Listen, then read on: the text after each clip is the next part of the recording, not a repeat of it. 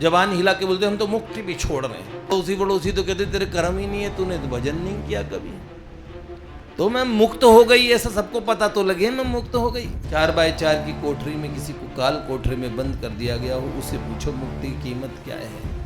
पिंजरे में बंद पंछी से पूछो मुक्ति की कीमत क्या है। तो उन्होंने बोला दही के बदले में मुक्ति दो, मुझे मुक्ति दो तो दही दूंगी।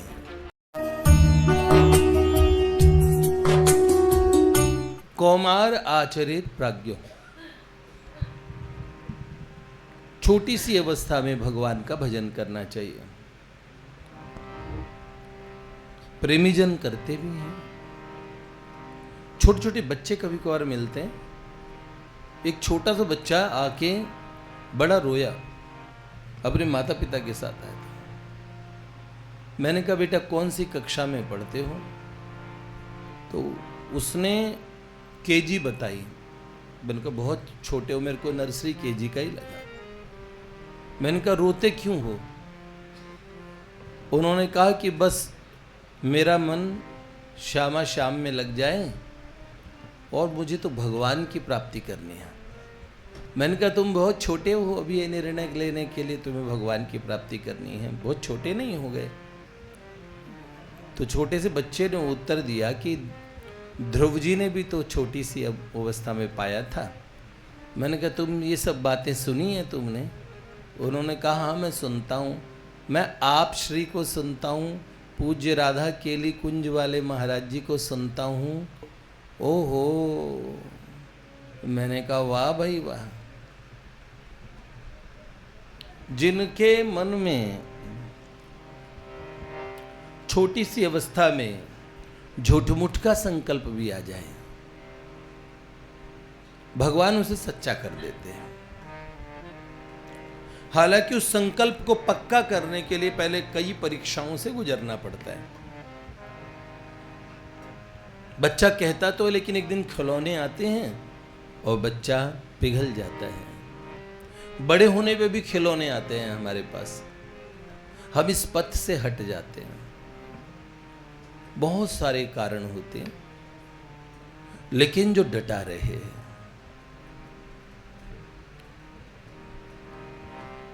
ध्रुव जी के पास प्रलोभन आए थे। पिताजी आगे कहने लगे बेटा ध्रुव वो राजगद्दी आओ, मैं तुम्हें गोद में लूंगा। माता जिन्होंने प्रेरणा करके भेजा था, वो माता कहने लगी बेटा मेरा क्या होगा तुम्हारे बिना। ऐसे कई परीक्षा के प्रकरण पुराणांतर से आते हैं। संतों की वाणियों में ये आपको सुनने को मिलेगा, भागवत जी में नहीं है। बाद में उनको भी इस मार्ग से, और तो छोड़िए देवर्षि नारद जी महाराज ने भी पहले पूर्व में कहा कि तुम्हारी अत्यंत लघु अवस्था है, लेकिन जिसको लगन लगी, दृढ़ भरोसो मन में रख के जो जपे हरि नाम को, दृढ़ भरोसो मन में रख कर जो जपे हरि नाम को, कहता है ब्रह्मानंद, कहता है ब्रह्मानंद में समाएगा सोही परम पद पाएगा। जो भजे हरि को सदा, भजे हरि को सदा, सोई परम पद पाएगा, सोई परम पद पाएगा। ब्रह्मानंद जी महाराज ने कहा ब्रह्मानंद में समाएगा। लेकिन हम आपको और बड़ी बात बताएं, जहां अस बिचारी हरि भगत सयोनी, ब्रह्मानंद को भी भूल जाते हैं।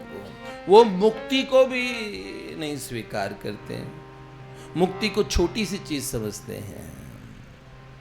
अस विचार हरि भगत सयानी, मुक्ति निरादर भगति लुभानी।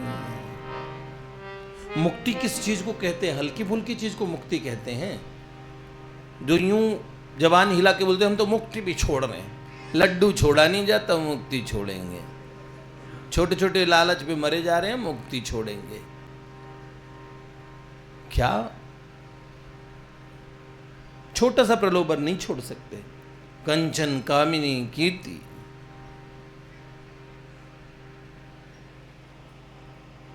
एक साधक ने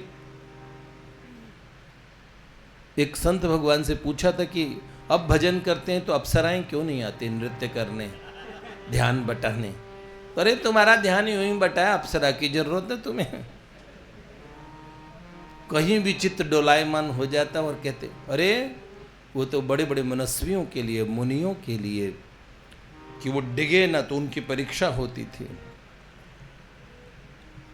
जिसे का से कबूतर पता नहीं है, उस वो कह रहे पीएचडी का क्वेश्चन जरा मेरे सामने रख दीजिए। ऐसा नहीं, मुक्ति बहुत बड़ी चीज है। पूछो, बंसी की अवस्था में जब 20-20 साल हो जाए, टेढ़ी हो जाए और इस संसार में कुछ करने को नहीं है, 36-36 साल के कोमा में पड़े उन लोगों से पूछ लो। बेड सोर हो जाते, शरीर में घाव हो जाते हैं, शरीर के अंतिम अवस्थाओं को गिनते, बीमारियों से, जिनका शरीर कोढ़ से गलित हो गया, उन लोगों से पूछो मुक्ति की कीमत क्या है। जो भयानक किसी फंद में पड़ गया उसे पूछो मुक्ति की कीमत क्या है। किसी ने गला दबा रखा हो तो उससे पूछो मुक्ति की कीमत क्या है। समझो समझो।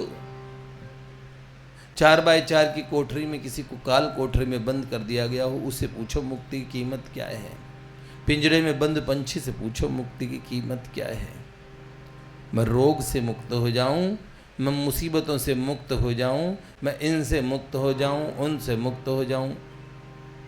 मुक्ति चाहिए, सबको चाहिए मुक्ति।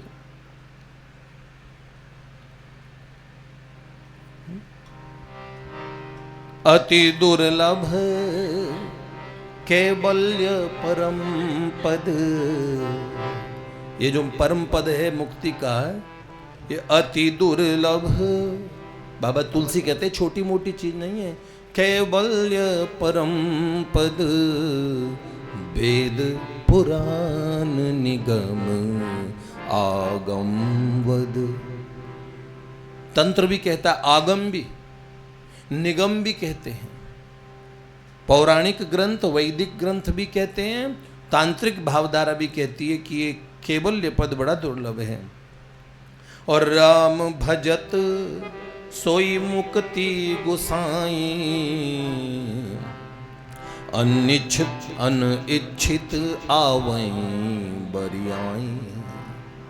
लेकिन राम जी का भजन करते करते वो मुक्ति हाथ जोड़ के, क्या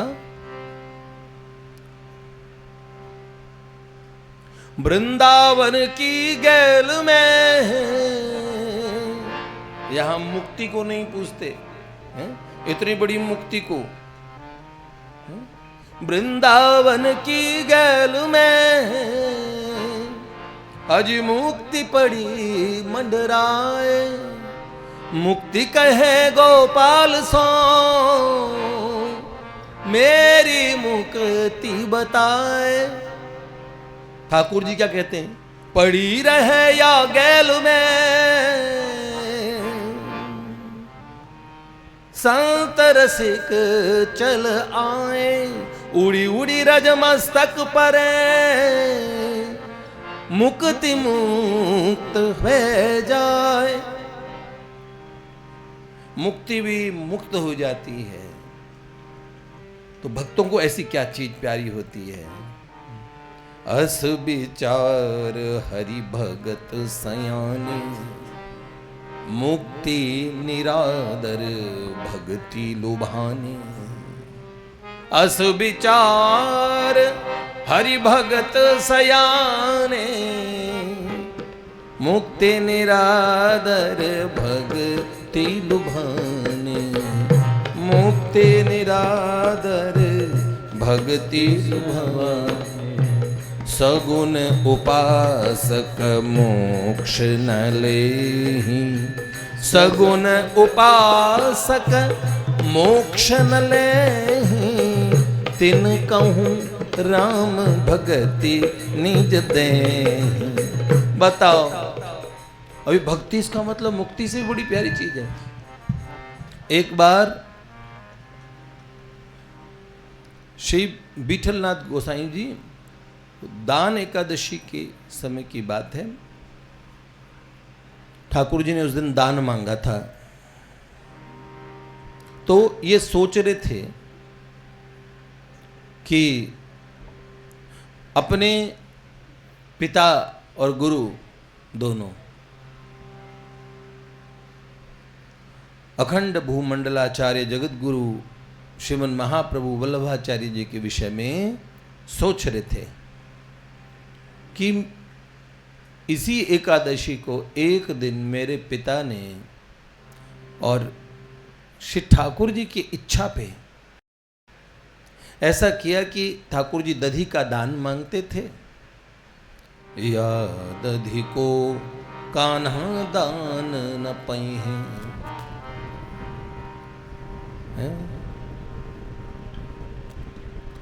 जो मेरी मटकी पे हाथ लगाऊं तो मांग भरे मोती गिर जाइए।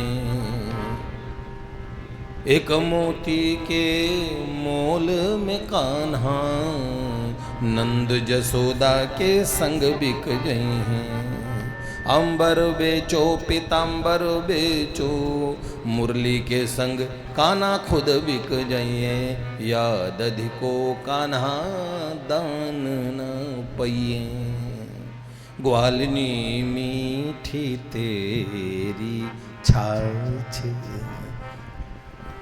दान मांगते हैं। लो भगवान तो विलप श्री विठलनाथ गोसाई जी दीनदयाल स्मृति करते किनकी? गोसाई जी के मन में किसकी स्मृति होती है? अपने पिता की स्मृति, श्रीमन महाप्रभु जी की, कि महाप्रभु जी ने एक बार दही ठाकुर जी के लिए दही की सुंदर सी दही लेके आओ, अपने परिकर के श्री प्रभुदास जलोटा जी से कहा था कि जाके प्रभुदास आज श्री जी आरोगेंगे, बहुत सुंदर बहुत मीठी बड़ी अच्छी दही, तो ऐसी दही लेके आओ जो श्री जी आरोगे और प्रसन्न हो जाए। श्री जी समझ गए ना? कौन? भगवान गोवर्धननाथ श्रीनाथ जी महाराज की। तो श्री जी आरोगेंगे, आज दही बड़ी अच्छी लेके आना। तो प्रभुदास जलोटा श्रीमन महाप्रभु की आज्ञा मान के जब दही को ढूंढने निकले तो एक गुजरी की आवाज सुनी। प्रौढ़ा गुजरी थी तो वृद्धा गुजरी आवाज लगाती है कि दही ले लो, दही ले लो, बड़ी सुंदर मीठी अच्छी दही ले लो। तो जैसे ही कहा दही लो, प्रभुदास जलोटा जी उधर गए और जो दही देखी ना हंडिया में जमाई थी, उससे पहले किसी ने आरोगी नहीं थी। तो उस गुजरी को श्री प्रभुदास जलोटा जी ने कहा, दही कितने की देनी? तो उन्होंने कहा, वैसे तो इस दही का 1 टका है, लेकिन मैं 1 टके में दही नहीं दूंगी। तो उन्होंने बोला, फिर कितने में दोगी? तो उन्होंने बोला, दही के बदले में मुक्ति दो, मुझे मुक्ति दो तो दही दूंगी। तो उन्होंने करी, बाबरी गुजरी श्री जी आरोगेंगे, हैं, मोल भाव कर रही है। तो उन्होंने कहा, नहीं, मोल भाव कुछ नहीं, मेरे को तो मुक्ति चाहिए, टका लेके क्या करूंगे?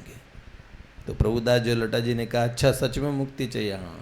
तो प्रभुदास जलोटा जी ने बोला, ठीक है, ये ले 1 टका, मैं टका भी दूंगा और मुक्ति भी दूंगा। बोले ऐसे कैसे? लिख के दो। तो एक पत्र पे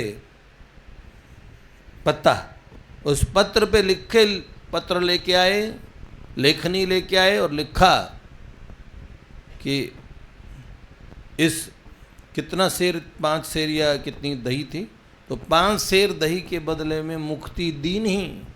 और प्रभु दास जलोटा हस्ताक्षर कर दिए गर्व में भर के।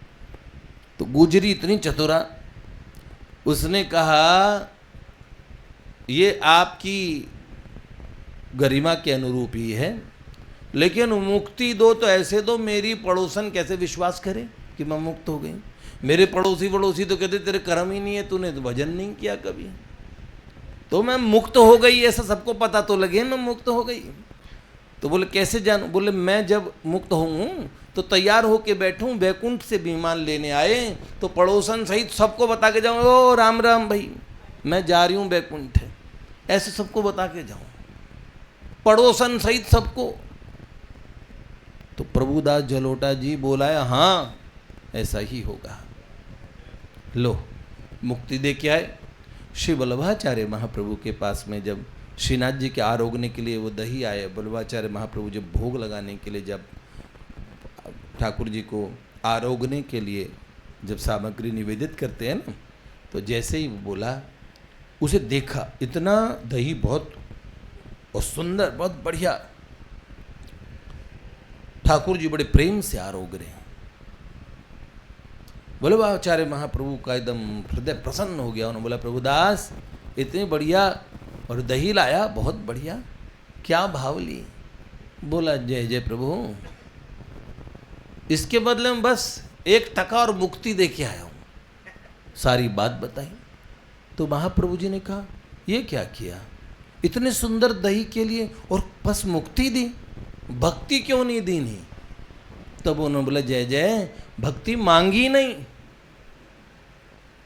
तो बहुत सस्ती लेके आ गया, इतनी अच्छी दही जिसे श्री जी पाए तो कुछ महंगा दे के आना था। तो मुक्ति क्यों दी, भक्ति क्यों नहीं दी?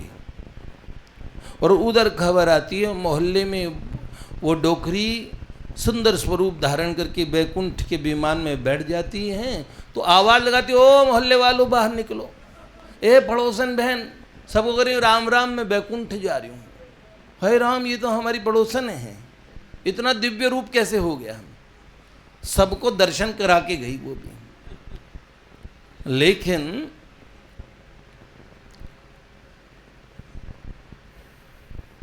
तो भक्ति इतनी विशेष वस्तु है, भगवान सब वस्तु देते हैं, भक्ति बड़ी मुश्किल से मिलती है। भक्ति में भगवान अहम भक्त पराधीन, भगवान पराधीन हो जाते हैं। सही? तो इसीलिए भक्ति को पाने के लिए लोग सोचते हैं बस भवसागर से पार हो जाएं, बस हमारा काम हो जाएगा। प्रेमी कभी नहीं कहता मुझे भवसागर से पार कर दो, कल्याण हो जाए। वो कहता है आपसे प्रेम हो जाए सरकार।